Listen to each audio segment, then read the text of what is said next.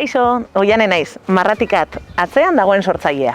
Esperimentatu izan dituan tailer guztiak izan dira garrantzitsuak ibilbide honetarako. Ezin dut aukeratu, denak izan dutelako zehozer, hemen geratzeko memorian ere bai eta salean ere bai. Udan, bai ikusi dut esaldi bat eta badaramatza hilabete batzuk berarekin. Gasteizko talde feministak egindako panfleto amaieran jartzen zuen defentsa autofeministarako eskubidea daukazu. Eta esan nuen, jazta, hori izango da gure eslogan berria. Eta hortik abiatuta, ia gauza berriak sortzen diren. Izar Mendiguren izan da, Santutxun agertu zen bere taldearekin, bertzotan eta holan, eta orduan bai izan da, hemen Hartzinagan nengoen bakoitzean, entzutea gustatu zaidan izen bat, edo Santutxun egonda esaten zutenean Izar Mendigurenik esaten badakit norten.